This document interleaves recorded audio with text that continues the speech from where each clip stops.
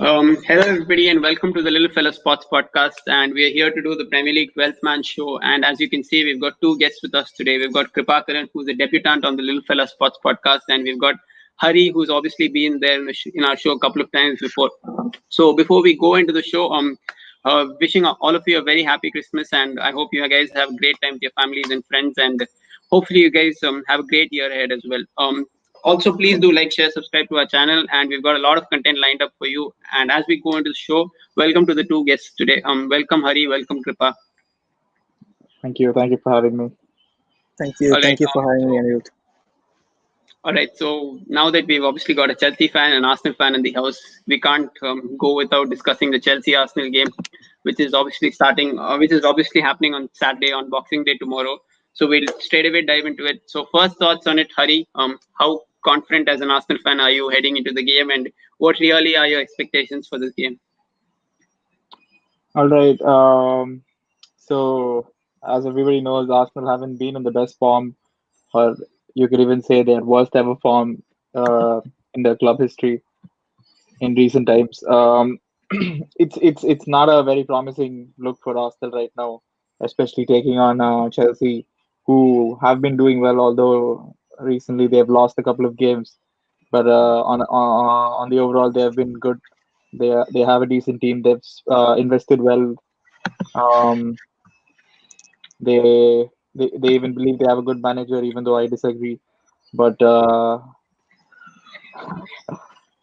but yeah, overall, like they seem more accomplished right now than Arsenal. But for this game, I honestly I just want Arsenal to get away with the result and look forward to the next few games because right now Arteta's job is on the line.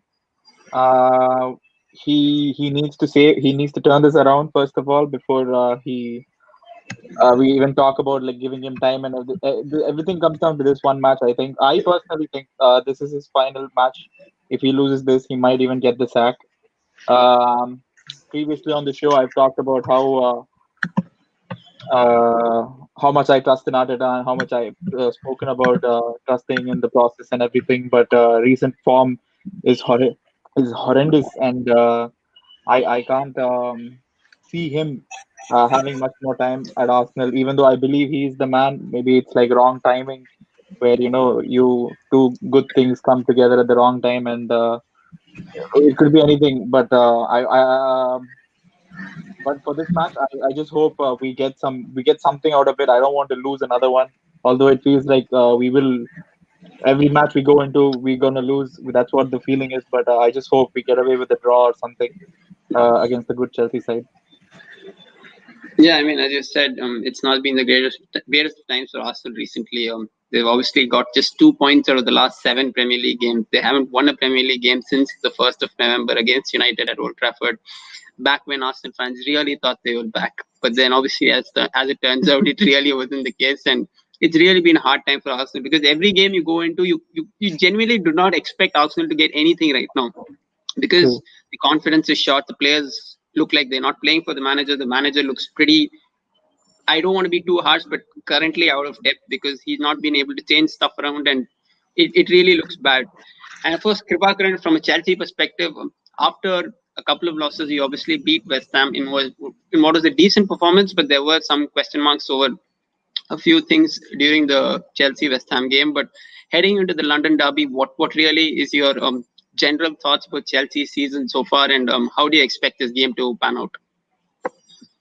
Yeah, before going into the game and our form this season, I'd like to spend a little bit of time talking about Arsenal. And outside of Thursday nights, Arsenal's form this season has been absolutely awful. I've been following football for quite some time now, and this is comfortably the worst Arsenal team that I've ever seen in my lifetime.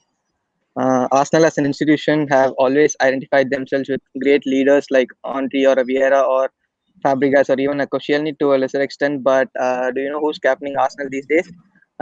It's Rob Holding. With all due respect, Rob Holding is a guy who wouldn't even make the Aston Villa bench. And so when we try to judge Arteta as a coach, we should also realize the quality of players that he's working with.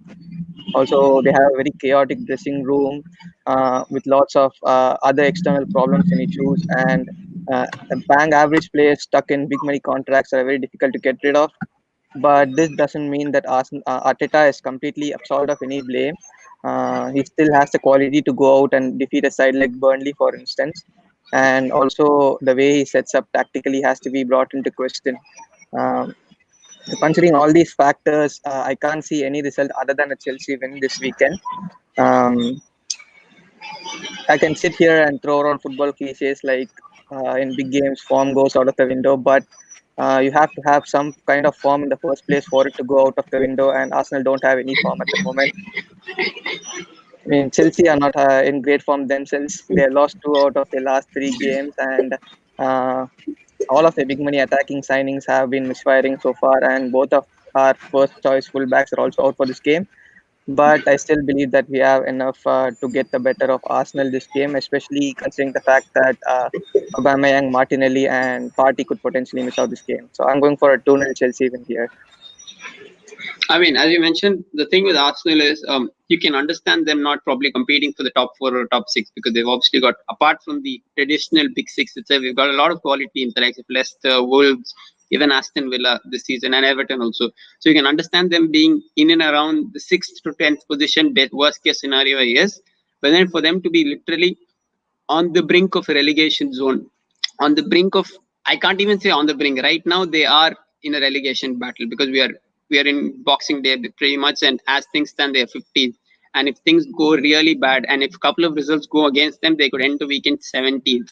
And by the end of next week, where we'd have seen 3 games played, they probably could even be in the relegation zone. For a club like Arsenal, it's completely unheard of, right? I mean, during the so-called bad times under Wenger, it was generally 4th, 5th, 6th, getting embarrassed by Bayern Munich, but not by Burnley, right? Things have really, really gotten worse for Arsenal. So in that way, things aren't really great. And as Hari said, you don't know what the last game for Arteta is. But as things stand, it looks like they are willing to back him. But as a big club, how long can you wait? Like, I can understand having long-term process and understanding that success may not be really around the corner, and you need time for that. But at the same time, relegation isn't an answer, right? Or even being in a relegation battle isn't an answer. So in that way, obviously, Arsenal aren't really in a great position as things stand. So Hari, what really are your predictions? And you can even take up that question about Ozil and how his external comments right now are probably not helping Arsenal. Yeah. First of all, let's get the prediction out of the way. I think it'll be. I think it'll be a Chelsea win. Although I want Arsenal to win, at least draw or hopefully win the game. Let me say 2-1 to Chelsea. Looking at how bad we are, because even like I'm saying, even if everybody decides to, even if Arteta, decides to like set up perfectly, and on this day everything, his system perfectly works. I still think we have. I think the difference in quality between the teams is just too much right now, especially after their summer, and with us missing, like we don't have a party, and potentially or also we might miss out on this. So I think like the difference is too much, and that's the only reasoning I'm giving for Chelsea win. But I personally want Arsenal to win, but although that's not my prediction. And about the question about Ozil, yeah, Ozil is quickly becoming a very annoying thorn in Arsenal side. Although me personally, having idolized him for the last like 5-6 years before before all this axing him and everything happened, and I personally love the guy. Loved what he did for the club, but right now he is just being an annoying thorn. Just commenting openly about his position, and it just doesn't look good on the club. Like if he truly wants to help the club, maybe he should try to shut up a little bit, and not tweet about everything that happens inside the club. Uh, and like him being considered for the team, I think it's a business decision. Arsenal have been very clear with this. He refused to, he refused to pay cuts, and the entire China business. I think they want to protect their markets. The Arsenal club. So it's a completely business move, and I understand that from the club. But it's the club's duty to back up Arteta with someone with a player of the same profile, at least, if not someone of Ozil's quality, because you just can't take away a player from Arteta and then give him nothing in return and expect him to do well. That is also a major reasoning I will put behind the poor run of forms. If you see us set up tactically, it's very evident. If I don't want to go into detail though. Okay, let me just read the other one as well. With Tuchel available, will Arsenal pull the plug? Um, uh, I think Tuchel will not come into the job anyways, even if we pull the plug. Tuchel is not. I don't think he'll immediately look for a job, and so he probably in the summer, but otherwise I don't think so. Thank you, Daya. Yeah, I think it makes sense because obviously right now things aren't really great, and you absolutely have nothing to gain if you go mid-season, right? So if and when Arsenal do sack a manager, I expect it to be an interim manager who probably takes it to the end of the season, and then Arsenal probably reassess and pick a long-term manager once again. But yeah, things really aren't looking great from an Arsenal perspective. Whether it's the Ozil situation, whether you could call it self-inflicted Ozil situation, because it's clearly not a footballing or sporting decision, right? So in that way, things really aren't looking great for Arsenal, and I think they desperately, if not a win, at least need a positive performance heading into the weekend. So obviously, we're covering two games this week because the two game weeks pretty much overlap with each other, and there's a lot of fixtures over the week. So I just want quick predictions from Kripakaran for this game, Chelsea versus Aston Villa. It's happening at Stamford Bridge next week. So what are your predictions for that, Kripa? Yeah, I'm still gonna go for a Chelsea win even in that game. Villa have made a very good start to the season, despite the fact that their performances have dipped since the start. They have a very good defensive record too, thanks to the new signings, Matty Cash and Emi Martinez. Also, I'm hearing that Ross Barkley is back, and so they might look to rekindle that Barkley Grealish combination. But I don't think he's eligible to play in our game. Despite all that, I think the sheer quality of our side is enough to overpower Villa, and I'm going for a 2-1 victory for Chelsea over there. Yeah, fair enough. I mean, from a Chelsea perspective, after the signings they made 7 first-team signings, and the fact that they really haven't hit the straps has put some amount of pressure on Lampard. With knowing Roman Abramovich and knowing the fact that he spent so much money in the summer during a market where things weren't looking great for other clubs, I think he'll expect Chelsea to do much better. And from Chelsea and Lampard's perspective, they'll hope that they can go on a consistent run from here on. So Hari, going to the other Arsenal game for the week. It's Arsenal versus Brighton. You could say that a potential relegation battle if Arsenal lose this weekend against Chelsea. How do you expect this game to go for Brighton? From a personal point of view, I think they don't deserve to be where they are. I think they've played some really, really good football, and most of their results are down to a lack of very poor finishing. I think if you look at the expected goals metric, they should be comfortably within the top 10 or 12. But the fact that they are hovering around the relegation zone shows that they have their own problems as well. So how do you expect this game to go? Because Arsenal don't have the greatest of records away at Brighton also. They've had some really, really nasty defeats recently. So how do you expect this game potentially to go? Well, it's something I can at least look forward to. It's not the same as playing Chelsea.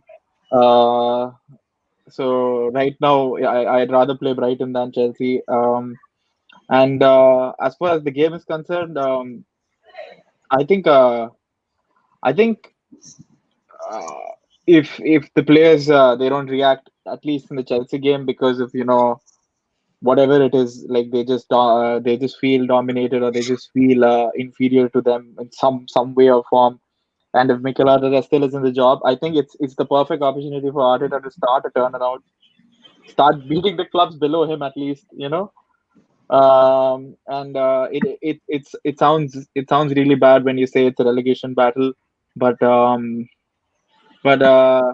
yeah, I think we can win it. That is something I'm looking forward to, because we need to start racking up points. It starts somewhere. If it's not Chelsea, it's Brighton. So and I think we can win at Brighton. Even though last year what happened with Gendouzi and all the drama that goes on with Brighton and us. They've stopped us from qualifying for. They stopped us from qualifying for Champions League. The season MD was there, and then the last season with the entire Mope drama, and like there's just been drama always when playing them, and this time with the relegation scrap. Let's hope Arsenal come through and play well. Yeah, I think these three games, all the three games which we've discussed so far, Arsenal, Chelsea, Brighton versus Arsenal, and Chelsea against Arsenal. All three aren't the easiest of games to call. I think it's not a straightforward call in terms of which side it'll go to.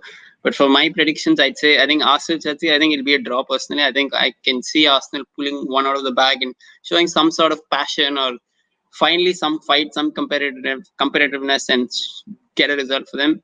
As far as Chelsea, Villa, and Arsenal, Brighton are concerned, I think after the positive result for Arsenal in the game against Chelsea, I think Arsenal will lose against Brighton personally. And I think that probably will be it for Arteta. I mean, it should be it at least if Arsenal are looking to go forward. And I think Chelsea will get over Aston Villa. I think Chelsea have too much quality for Aston Villa. So in that way, we'll be going over to the next fixtures. The other big game for this weekend is obviously Leicester against Manchester United. It's second place taking on third place. From a United perspective, obviously it's been a great few weeks. Apart from the Champions League exit, of course, Champions League exit was absolutely disheartening to watch from a United fan perspective, but apart from that, the league form has been outstanding. We won 6 out of the last 7 games. And since the Arsenal loss, fortunes have actually gone the completely opposite way, the way it's gone for Arsenal. Arsenal have got only 2 points in the last 7 games, whereas United have dropped only 2 points in the last 7 games. So it's been really good for United. And even in the midweek game against Everton away, Everton played pretty much a full strength team. And in what could have been a very tricky game, I think United thoroughly dominated Everton and should have, in fact, beaten them much more comfortably than the way they did. So I think United looking really good, but of course Leicester City are in great form as well. Even despite the fact that they're in the Europa League, and generally Europa League does affect your league form, I think Leicester have had an outstanding season so far. The likes of Vardy continue to score goals, and as a whole, I think Leicester are doing really well this season. So I think it's going to be a very, very interesting game.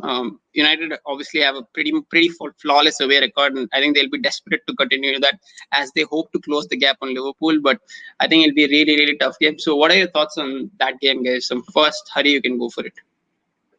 Yeah, Leicester United, the second versus the third. Wow, I don't want to hear that ever. But yeah, it's a good game, at least from a neutral perspective. Brendan Rodgers, I think, is a very qualified manager. He's been pulling results always against the big teams. He has a good bunch of players with him. He knows what they're capable of. He knows what their limitations are as well, and he's been managing them very well. Their signings are also amazing. Fofana has stood out this season. I mean, like they just have a good squad altogether, and United's form. If stopping United, when they're on a good run is always a difficult thing. I've noticed that over the years of football, when you just get going, you just keep going, and especially with United, there's just it just gets a little bit difficult to stop them. But I hope Brendan Rodgers pulls one on you guys. And I hope Man United lose. My prediction will be 2-1 to Leicester. Yeah, I mean, obviously, I did not expect anything different as far as the prediction is concerned. I fully expected you to say that. And Kripa, what are your predictions before we go to the viewer question? Kripa, what are your predictions for the same? Yeah, United have been in excellent form over the past few weeks. Correct me if I'm wrong, but I don't think they've lost a single game since they got knocked out of Europe. And so recently, Ole with his job on the line, we realized that Ole is a totally different animal in such a scenario. His jaw was on the ropes after getting knocked out of the Champions League, despite being on top after 4 weeks. But he deserves some credit for revitalizing the United side. Bruno Fernandes has improved massively both as a player and a leader this season, and transformed himself into one of the best midfielders in the Premier League. Rashford, on the other hand, also has been pretty good, and so has Martial too. He started to look more like the Martial of last season after his very poor start. Leicester, on the other hand, I honestly don't know what to make of Leicester this season. They have been very good in many big games this season. They've racked up wins against the likes of Man City, Spurs, and even Arsenal. But they've also lost to Fulham, West Ham, and Burnley, I think. Um, this is going to be a very close game, but I think United are going to get the upper hand here. I'm going for a 2-1 United win. If I had it my way, I would have both teams lose, but it is what it is, and I'm going for a 2-1 United win here. Yeah, fair enough. From a United fans' perspective, I think it's obviously going to be a very tricky game.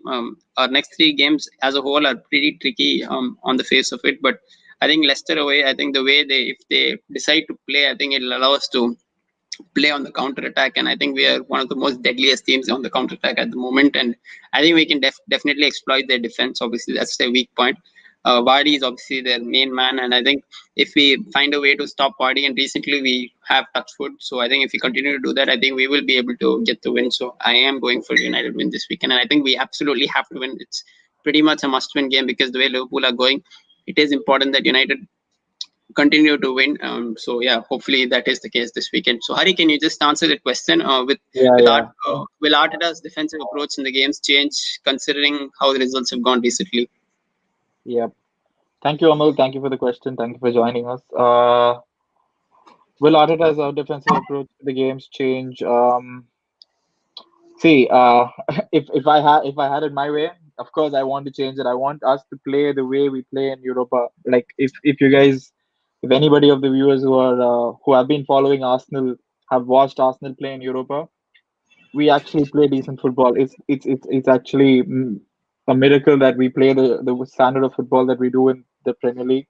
But I don't know. Maybe it's just a lack of quality opposition, and like even the first sight of a decent opposition, and we start getting scared, and um, it's let's say this. I think the players are more scared than Arteta himself. The defensive approach is not something that he wants. He personally has come out and said that he wants to attack, and he wants to take charge of games, and he wants his team to play in that way. No, and I think it's just players. Like if there is like if you followed El Neni in recent times, I don't want to single out him, but like there are other players as well. But El Neni has been like it's been very evident the way his passing range basically it's just very backwards and sideways. So when you start him regularly in your 11, um, of course I hope that Arteta doesn't see that El Neni is a regular starter and he's being forced to start him because either Shaka is being an idiot getting sent off and Partey is getting injured and he has no other choice to start El Neni. But given an opportunity, I hope that El Neni doesn't start. And he's like the prime example right now for the style of football we play. It's just backward, sideways, and just giving up the ball at very dangerous positions. So I don't think it's up to Arteta.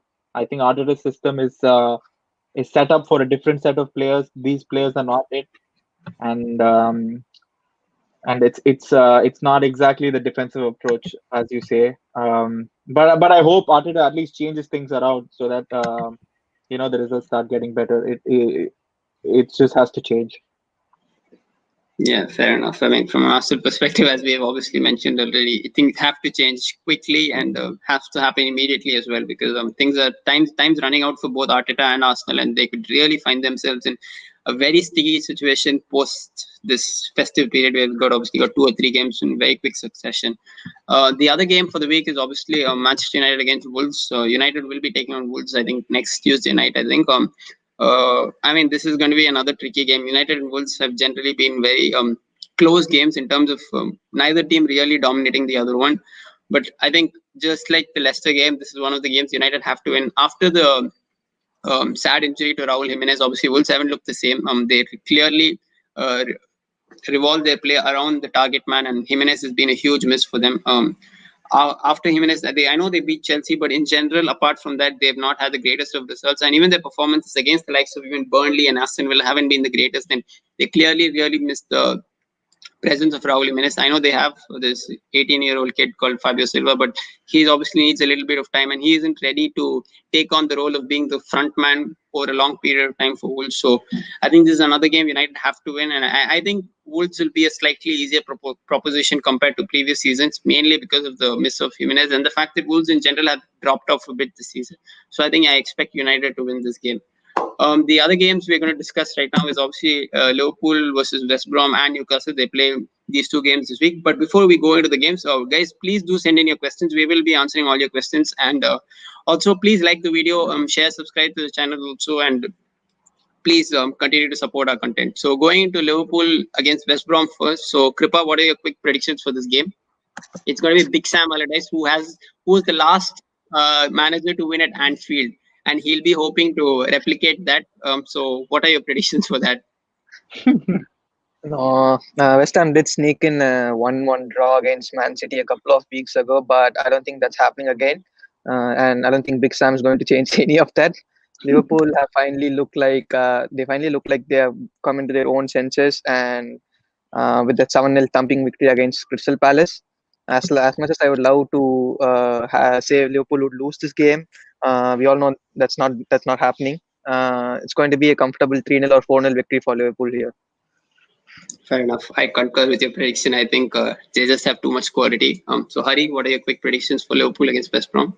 Yeah, with all due respect to West Brom and Newcastle, I just see this as an opportunity for Salah in fantasy, and I really hope he does well. That's all I have to say about this game. I'm really sorry, West Brom and Newcastle fans. Yeah, I think it's pretty straightforward. I think Newcastle is slightly more difficult than West Brom because I think they have slightly more quality, but Liverpool have enough quality to beat these two sides. Also, these games are obviously coming thick and fast, and with Liverpool's injuries, their squad may be stretched a little bit. I think, but I think I concur with both your predictions. I think it's going to be pretty straightforward for Liverpool before they go on a slightly difficult run after that. So I think Liverpool will be hoping for a very comfortable week in terms of these two games and hoping to get 6 points out of 6.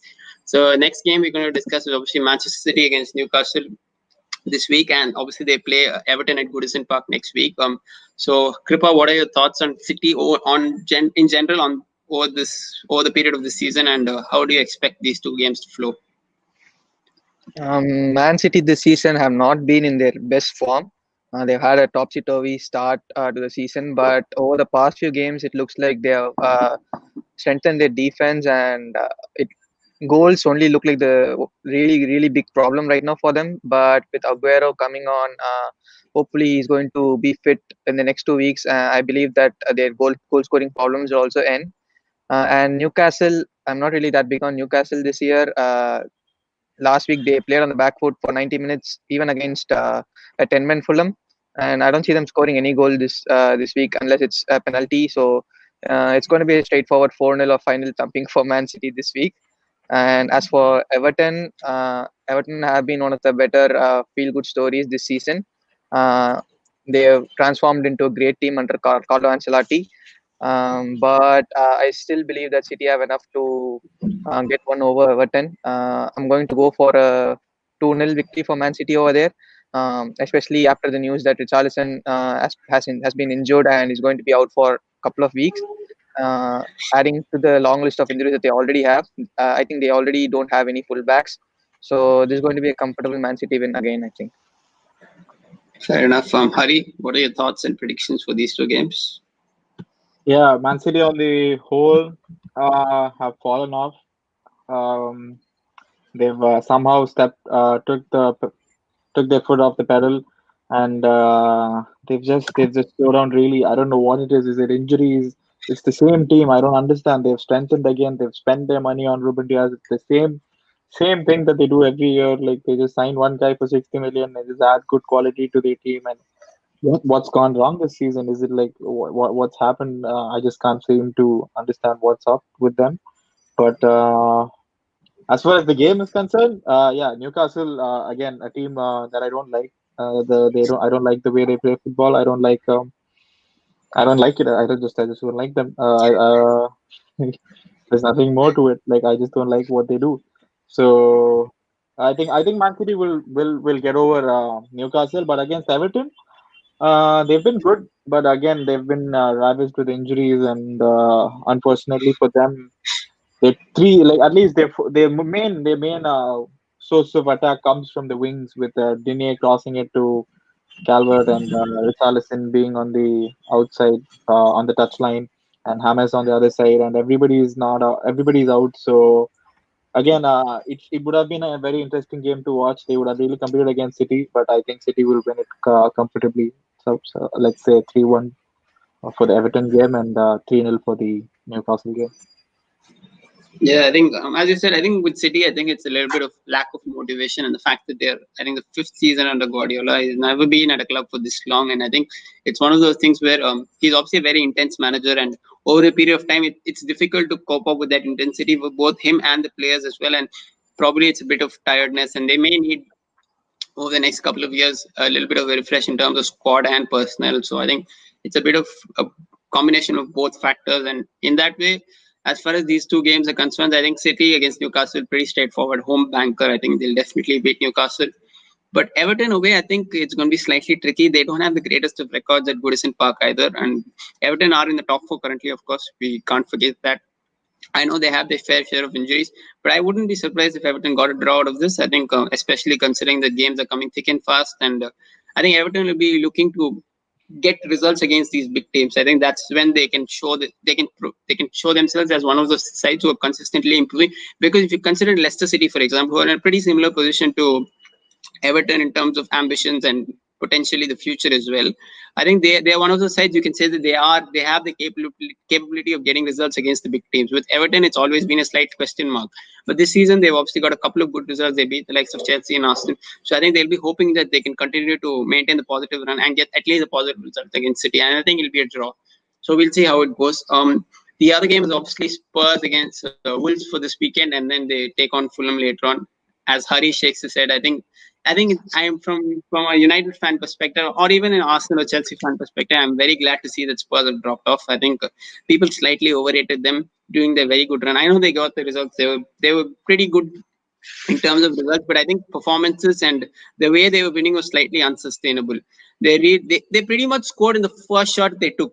I don't know how long that could have lasted, and I think it's finally caught up with them. They've had a couple of dodgy results recently, and I think Mourinho's obviously he had a couple of interesting comments about Dele Alli also. I don't know how well that will sit with Dele Alli and the other members of Spurs squad, because Dele Alli is clearly a very popular and big member of the Spurs dressing room, and it'll be interesting how it probably won't affect them immediately, but over a long run, how accepting they are to playing a very defensive line, a team which is very happy to concede the ball even against the likes of Crystal Palace. So we saw that game against Crystal Palace. They took the lead and then completely sat off till they scored again. So it's going to be very interesting to see how Spurs go in the long run. But as far as Wolves against Spurs goes, so Kripa, what are your thoughts and predictions, and how do you look at Spurs so far this season? Do you believe that they can challenge for the title? Yeah, I absolutely agree with you. I believe that Spurs have become a bit overrated over the past few weeks. But all things said, I'm going to predict a comfortable 3-0 victory here for Spurs against Wolves. Like many others, I'm not a big fan of Wolves this year. Uh, Jota was a huge loss, and now they've also lost Jimenez. These are two players who contributed nearly every goal over the past two seasons for Wolves. And they did beat Chelsea a couple of weeks ago, but they got completely outplayed by Burnley last week. And I don't think they're going to have much luck against a team that is essentially a rich man's Burnley. Uh, and they just like Burnley, Spurs also like to defend deep, and I don't think Wolves playing through Neto and Podence and without a recognized centre forward up top is going to help them. Also, Spurs would like to bounce back after two horrible losses last week that saw them going from first to fifth in a matter of days. Yeah, so I'm going for a 3-0 Spurs victory over Wolves. And as for Fulham, I'm not sure. I'm not sure if Fulham have enough to beat Spurs. They are a good team to watch for the neutral. They try to play some good football, but Spurs are going to be a bit too much for them. I'm going for a 2-0 Spurs victory over Fulham too. Yeah, fair enough. Hari, what are your thoughts on Spurs, and what are your predictions for the games as well? Well, after Kripa, now I'm just gonna sound biased as an Arsenal fan. Um, 3-0, come on, bro, really? Okay, but Okay, Spurs is a Wolves. Okay, I mean, like, yes, he's made as Skipper told, they've lost Jimenez to injury and they've lost Jota. But I personally think Pedro Neto and Podence have been lighting up this league. I think they're top two talents right now to watch out for if you're playing against them. They've been absolutely insane every time I watch them play. I mean, they are raw. I mean, it's just all raw talent. There's still no like composure and the end product is still a little bit questionable, but still it's very very exciting to watch them. So Spurs, they we know what they're gonna do. They're just gonna sit back. They're gonna concede the possession to Wolves, and Wolves usually struggle when they have to start the attack because they're more like a counter-attacking team, and I don't think there's a team better to play anti-football than Spurs. Just give up the ball and wait for something to happen on the other side. They have two world-class finishers in Son and Kane, so I think it'll be a draw, 1-1 or a 2-2 draw for Spurs for the Spurs versus Wolves game. Fulham, on the other hand, they've turned it around.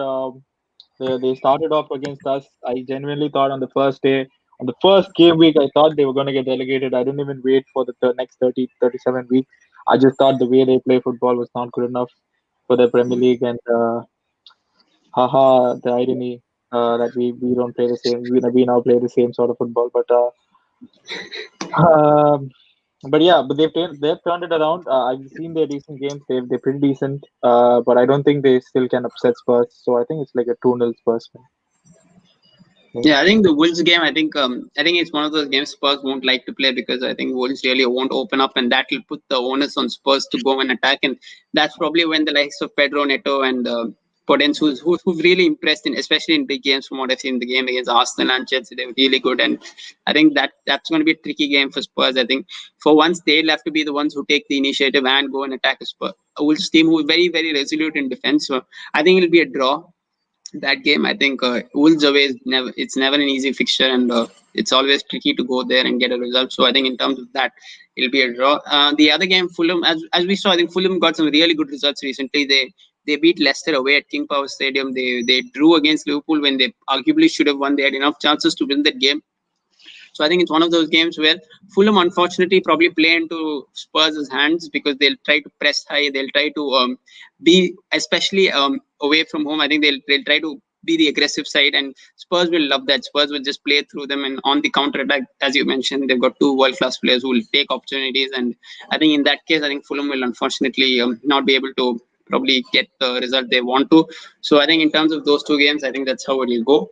And before we close off the episode, I want to just talk a little bit about Everton and Southampton, two teams who've started off the season really, really well. I think two managers who came into the job last year and at different points had dips to go through, but I think as a whole this season they've had really good season.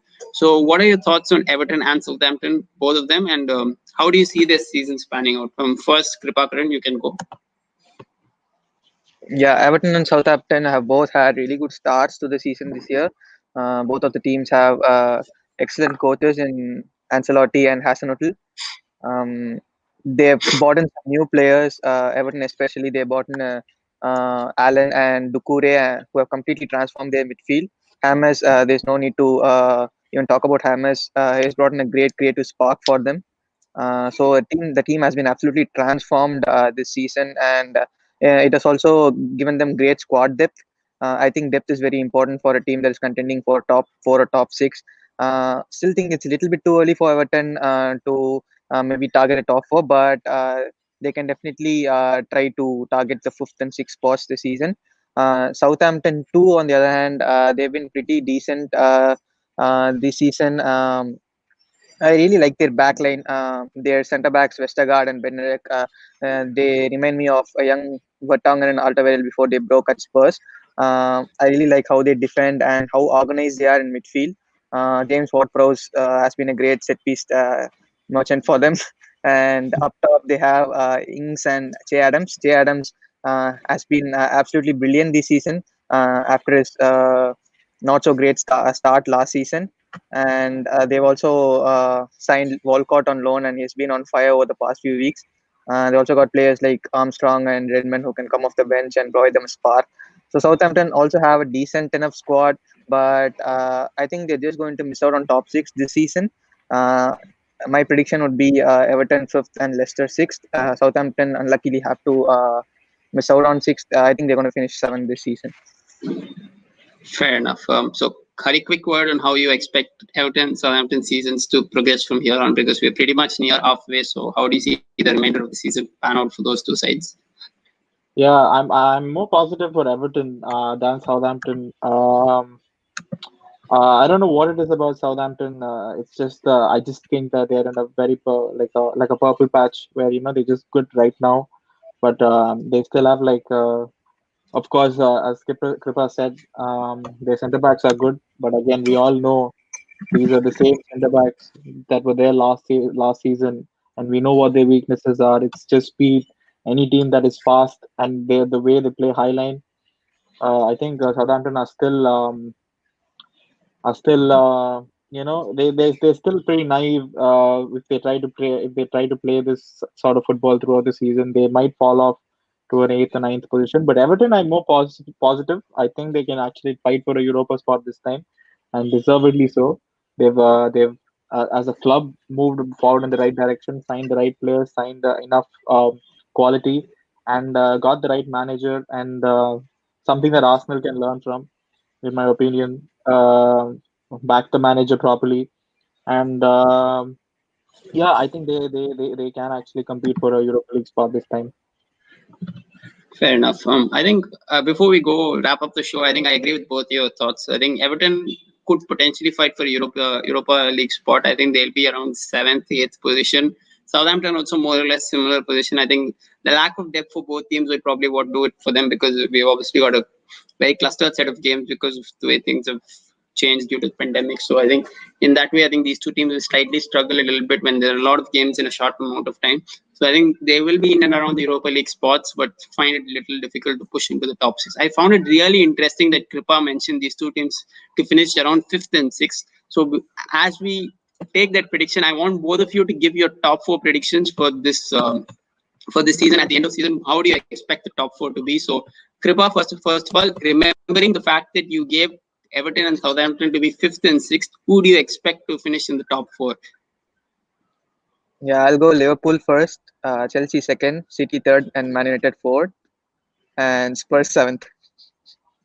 And where is Leicester? Leicester are going to be fifth, Everton sixth, and Southampton are going to be eighth. Sorry. All right, interesting. And Hari, what are your quick predictions for the top 4? Yeah, I think Liverpool will win the league comfortably again. I think wow, it really pains me to say this. I think United have a shout for the second spot. If they continue their form and they don't lose Bruno Fernandes to some injury or something, because it seems like Bruno is the glue that's holding everything together, and I'm sure all the United fans recognize his importance. And you guys also have seen your team without him. So after that, probably Chelsea, then probably City, then yeah, that's the top 4. And if you Fair want me to enough. give it further, Spurs 5th, Everton 6th, and everybody else finishes after that. Fair enough. I think as far as my predictions are concerned, I mean, unfortunately, I agree that Liverpool will win the league. I hope I'm wrong. I really, really hope I'm wrong. I'd rather anybody but Liverpool, but I think Liverpool will win the league. I think second and third, I think it's been slightly difficult to predict. I think it's going to be one out of United or City. I think City still have a few gears to go in this season. They have enough quality. So I think I can't really separate second and third. I think it's going to be United City or City United. I'm not sure. I think fourth will be Chelsea. I think Chelsea have too much quality to finish outside the top 4. And I think Spurs will probably be 5th. I think they'll just miss out, because I expect Mourinho to go all out for the Europa League. And I think at one point he'll probably make a decision to stop focusing on the Premier League, and he'll put all his eggs on the Europa League basket. I think considering that, I think he'll probably be 5th for them. And Leicester, unfortunately, I think will be 6th. I think there will be a drop off eventually. They'll also have to make a decision of whether they want to go for Europa League or they want to fight in the Premier League. I think in that conundrum, I think they'll be sixth, and after that, I think Everton, Southampton, Wolves, or these guys will finish above that. I mean, below that. So thanks a lot, guys. Thanks a lot for joining, both of you, Hari and Kripa. I hope you guys, whoever watched the show, I hope you guys really had an amazing time, and I really hope that you guys like the content we put out. So please do like, share, subscribe to our channel, and share it around. And we've got a lot of content lined up. There's great football over the festive period over the next 10-12 days, and there's a lot of cricket also. So I hope you guys enjoy today's show, and thanks a lot, guys. Thanks a lot for joining me.